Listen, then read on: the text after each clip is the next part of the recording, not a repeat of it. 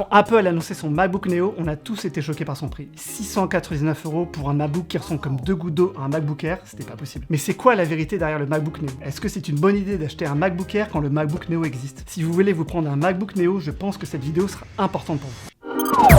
Alors déjà, on va commencer par la partie bureautique, c'est vraiment la partie la plus importante, celle pour laquelle vous allez utiliser le MacBook Neo le plus. Donc c'est la partie navigation, la partie mail, la partie traitement de texte. Donc là, on a vraiment testé ces deux machines dans ce cas de figure bien précis. Alors la différence fondamentale entre le MacBook Air et le MacBook Neo, c'est que le MacBook Neo a 8 Go de RAM alors que le MacBook Air vient avec 16 Go de RAM de base. Alors ça, c'est important même pour la bureautique, quand vous êtes notamment avec 50 onglets sur Chrome, que vous avez 4-5 applications. Vraiment, au quotidien, ça se ressent vraiment à l'usage. Alors dans ce cas de figure, on parle vraiment de mémoire unifiée qui est partagée entre le CPU, le processeur et la carte graphique. C'est vraiment important, mais même pour le quotidien, c'est pour le multitâche, pour gérer plusieurs applications en même temps. Surtout que sur le MacBook Neo, vous avez une seule configuration, c'est vraiment 8 Go, c'est tout. Vous ne pouvez même pas le mettre à jour dans 2 ans. Il faut vraiment être sûr que ça vous convienne sur le long terme. Alors personnellement, j'utilise un MacBook Air depuis 5-6 ans et je l'utilise vraiment d'une manière assez polyvalente, c'est-à-dire que j'utilise avec 50 onglets Chrome, je mets Discord, je mets Slack, je mets 2 applications en même temps et généralement ça tousse pas trop quoi. Surtout sur les derniers modèles, là on est sur le modèle M5, moi j'ai un modèle M3 au travail. Pour le coup vraiment c'est hyper polyvalent sur le long terme. Sur le Neo, j'ai vraiment utilisé le même cas de figure, c'est-à-dire que j'ai mis 50 onglets Chrome, j'ai mis 3 applications en même temps, j'ai travaillé dessus pendant une semaine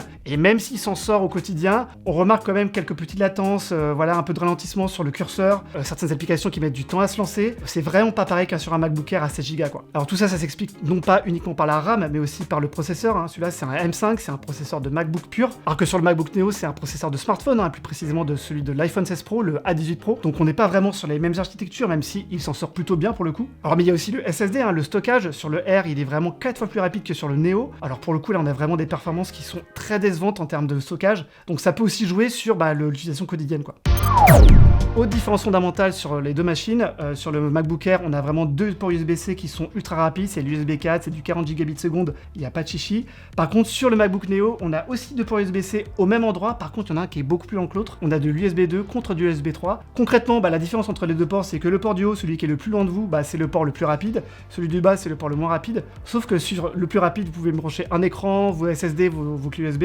Par contre, c'est pas possible sur le port du bas, c'est vraiment trop lent quoi. Un écran, ça marchera pas, par contre, il y a macOS qui va vous indiquer ça avec une notification en haut à droite, et même pour le transfert du fichier, il faut vraiment oublier, hein, vraiment penser au port du haut quoi. Et vu qu'on n'a pas de port MagSafe pour le chargeur en plus de ces 2 ports USB-C, moi je l'ai utilisé ce port plus lent pour la recharge. Du coup pour l'occasion, on a fait un test de copie sur un SSD avec un gros fichier de 20 Go, et vous pouvez voir sur la droite les vitesses sur le port USB 3 et le port USB 2 du MacBook Neo, comparé aux 2 ports USB 4 du MacBook Air, et là il n'y a pas photo quoi. Et enfin pour finir sur la partie bureautique, utilisation quotidienne, on a testé l'autonomie des deux machines. Faut savoir qu'elles n'ont pas les mêmes capacités de batterie, donc forcément elles n'auront pas la même autonomie. En faisant un peu de streaming audio, vidéo, en envoyant des mails, traitement de texte, on atteint en gros les 10h, 10h30 sur MacBook Neo. Par contre on atteint les 15h, 15h30 d'autonomie sur le MacBook Air, donc il y a vraiment une différence de 5 heures, de 50% entre les deux machines. C'est assez énorme. Et derrière la différence sur l'autonomie et particulièrement sur le temps de recharge, le MacBook Air lui se recharge beaucoup plus rapidement que le MacBook Neo. On est environ à 1h30 de recharge, 1h30, 2h de recharge pour le MacBook Air. Par contre on peut aller de 3h à 3h30 pour le MacBook Neo, surtout qu'il ne peut pas avoir de recharge rapide. En gros sur les Neo vous allez avoir une recharge qui est linéaire, constante dans le temps, de 0 à 100%, alors que sur le Air vous allez avoir 50% d'autonomie en 30 minutes, et ça peut s'avérer très utile au quotidien.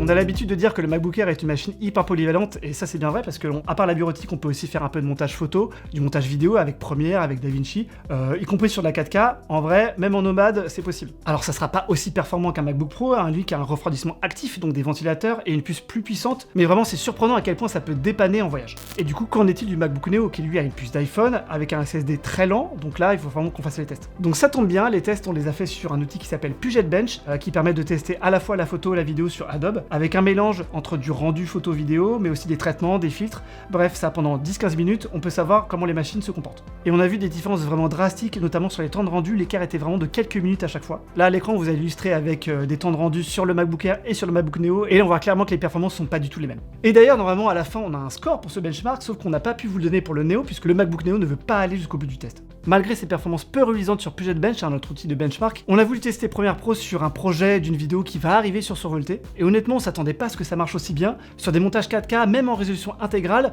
franchement ça tenait la route pour du montage d'appoint, c'est vraiment étonnant. Alors évidemment, c'est pas une machine de montage, mais si vous avez un projet relativement léger, avec peu d'effets, mais en 4K, ça peut carrément tenir la route, surtout si vous utilisez des proxys. Alors attention par contre, si vous faites le montage depuis un disque dur externe, branchez-vous sur le bon port, en USB 2, ça traîne vraiment la patte.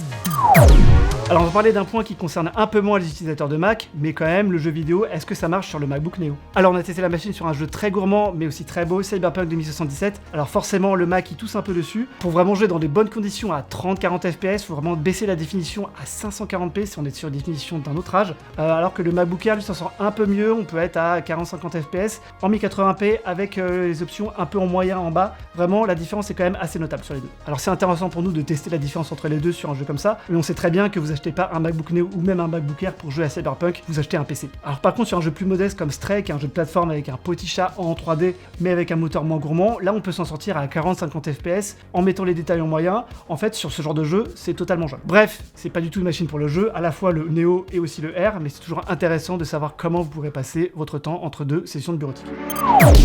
Alors parlons rapidement du design qui est quasiment identique entre les deux, c'est vraiment des machines qui sont en aluminium toutes les deux, le châssis est unibody sur les deux. Par contre on a des différences à la fois sur l'écran, il est un peu moins borderless sur le Neo que sur le R. Alors si vous aimez pas l'encoche, au moins il n'y en a pas sur le Neo, ça c'est peut-être un bon point. Sur le clavier l'expérience est quasiment identique, l'expérience de frappe est assez confortable sur les deux. Par contre vous n'avez pas de clavier rétroéclairé sur le Neo, alors ce qui peut parfois être embêtant dans des conditions de lumière parfois compliquées, le soir ou vraiment quand vous n'avez pas beaucoup de lumière. Et enfin sur le trackpad, pour le coup là c'est vraiment la grosse différence entre les deux machines. Le trackpad du Neo lui est pas capacitif, il est pas tactile comme le R, il est pas aussi confortable, il est un peu plus sec, mais en vrai la différence elle est assez ténue et surtout celui du Neo est mieux que la plupart des PC de sa gamme. Du coup pour la différence de prix on est étonné par la qualité du design qui est quasiment identique au R, donc là pour le coup vous n'allez pas vraiment être dépaysé. Alors maintenant parlons du prix. Le MacBook Neo lui commence à 599€ avec 8Go de RAM et 256Go de stockage. Par contre le MacBook Air lui commence à 1199€ avec 512Go de stockage et 16Go de RAM. Mais nous, on vous recommande chaudement de ne pas prendre la version à 256Go, c'est vraiment trop limitant. Vous allez vite rencontrer des problèmes liés au stockage, ça va être une galère sur le long terme, donc vraiment passez au 512 et vous serez vraiment safe. Autre point intéressant, c'est sur le marché de l'occasion, du reconditionné, du refurb. Si vous trouvez un MacBook Air M2, M3 au même prix que le MacBook Neo, là pour le coup c'est plus intéressant, vous allez en avoir plus pour votre argent, ça sera plus performant, donc pour le coup il n'y a pas photo. Et enfin, dernier point sur le MacBook Neo, vous allez avoir une offre étudiante comme sur tous les MacBooks, donc moins de 100€ sur le prix de base, ça fait un MacBook à 600€ et à ce prix-là, vous n'allez pas avoir beaucoup de machines qui le surpassent. Vous allez avoir une machine qui est hyper bien conçue, relativement puissante, très endurante, avec un super écran, avec un super clavier. En vrai là il n'y a pas photo. Alors maintenant vous avez tous les résultats, tous les tests qu'on a fait. Moi personnellement je reste sur le MacBook Air, ça fait 5 ans que j'y suis, je vais y rester pour être un peu plus polyvalent sur le multitâche, pour avoir une connectique qui est la même sur tous les ports, pour pouvoir brancher un écran partout, bref. Je reste sur le R. Par contre j'hésite pas à conseiller le MacBook Neo à mon entourage, pour ceux qui veulent une machine pas chère, à l'aise en bureautique, avec un écran plutôt solide. Et en vrai pour moi c'est un produit hyper facile à recommander parce qu'il a vraiment beaucoup de qualité et assez peu de défauts pour un usage, encore une fois, assez quotidien bureautique. Bref, cette vidéo est terminée, j'espère que ce comparatif vous aura été utile. N'hésitez pas à nous dire ce que vous pensez de ce MacBook Neo, si vous l'avez déjà, si vous comptez l'acheter, donnez-nous votre avis en commentaire, ça nous intéresse toujours. Abonnez-vous, laissez un like et quant à moi je vous dis à la prochaine vidéo.